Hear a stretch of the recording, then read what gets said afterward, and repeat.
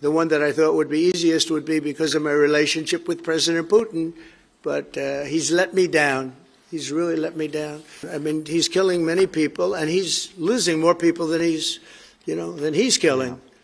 I mean, frankly, the Russian soldiers are being killed at a higher rate than the Ukrainian soldiers. You know, it doesn't affect the United States. We have, other than unless you end up in a world war over this thing, you could. This was a thing that would have never happened had I been president. If I were president, it would have never happened. And it didn't happen for 4 years. Most people agree it didn't happen.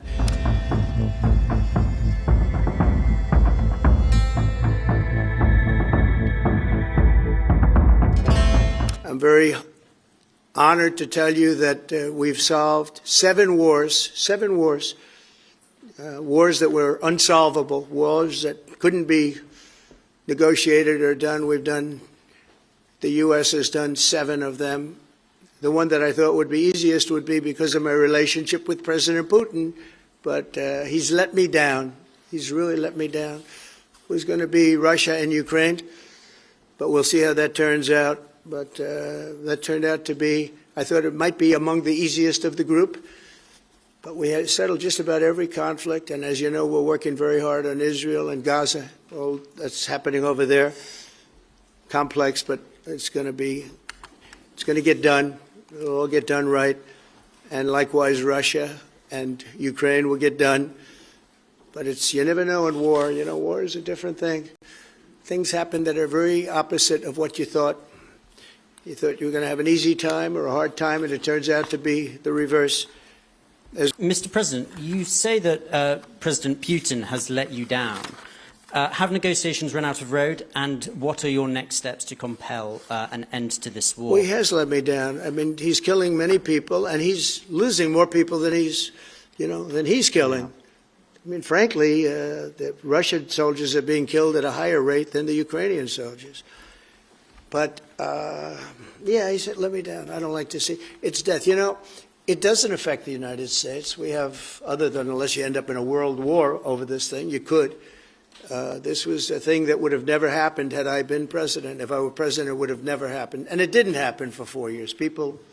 Most people agree it didn't happen, nor was it close to happening. And I spoke to President Putin about Ukraine. It was the apple of his eye. I've said that many times. It was. But he would have never done what he did, except that he didn't respect the leadership of the United States. They just went through the Afghanistan total disaster for no reason whatsoever. We're going to leave Afghanistan, but we're going to leave it with strength and dignity. And we're going to keep Bagram, the big air base, one of the biggest air bases in the world. We gave it to them for nothing.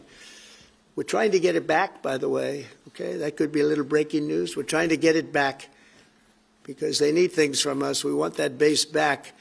But one of the reasons we want the base is, as you know, it's an hour away from where China makes its nuclear weapons.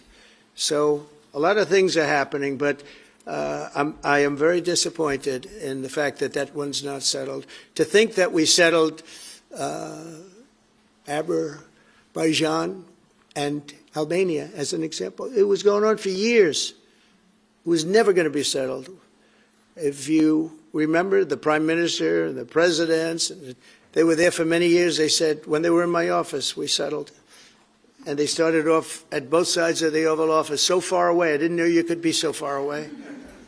And as we were together for an hour, they kept getting closer, closer. And by the time we finished, we all hugged each other. And one said, I've been in this position for 22 years, and all I've done is kill their people. The other was there for 7 years, and all he did was kill their people. And we got it settled. And we did others, as you know. The Congo, we settled the Congo with Rwanda. That was going on, and that was a machete war. That was a gruesome war.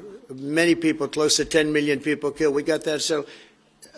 My biggest disappointment, but it's, you know, look, we did 7, and most of them were not thought to be settleable. We did India and we did Pakistan. That's 2 nuclear. That was purely for trade. You want to trade with us, you're going to have to get along. And they were going at it hot and heavy.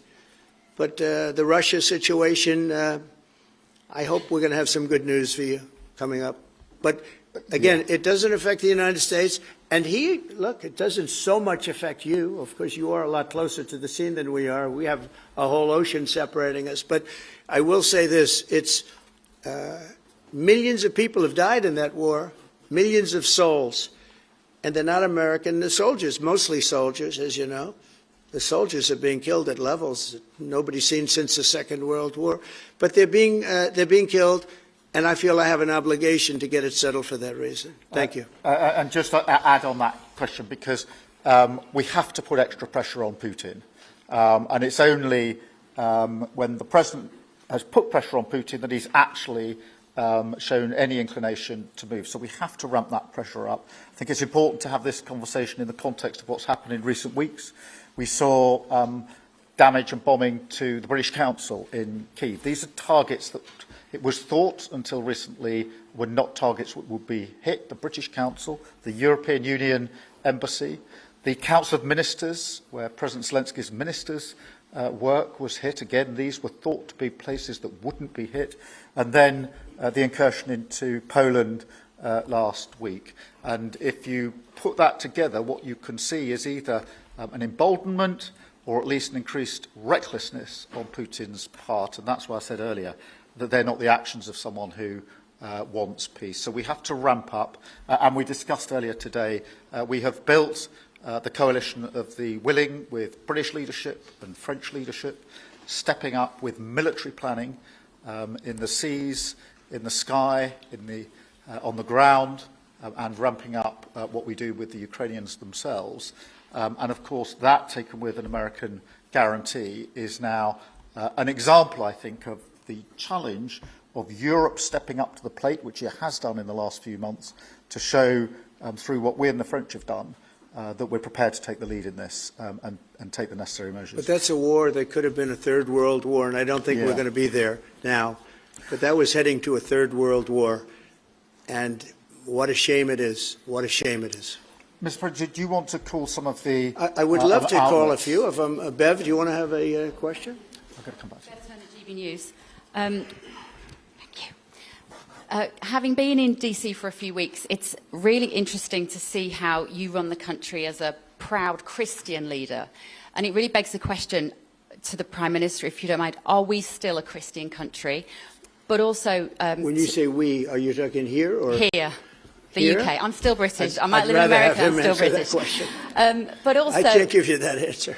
That's for the Prime Minister. But also, despite what we talked about in Scotland a few weeks ago, we still have 12,000 people a year here being arrested for social media posts, for free speech violations. Does that not remain an important area that there is still a lot of disagreement on? I'd like to have you answer that. Yeah, look, I mean, in terms of a Christian country, I was christened, so that is, my church has been all my life, and we are, that is wired into our informal constitution. Of course, we celebrate many other faiths as well, and I'm really proud that we're able to do so as a country. And on free speech, that has long lived in this country, free speech. It's one of the founding values of the United Kingdom, and we protect it jealously and fiercely, and always will, and we will bear down on any limits on free speech. I draw a limit between free speech and the speech of those that want to peddle paedophilia and suicide social media to children, and therefore I'm all for free speech.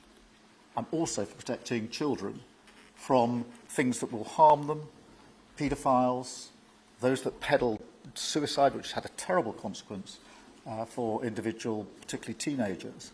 And so that's the balance we strike. But we have had freedom of speech in this country for a very long time, and we will always protect it.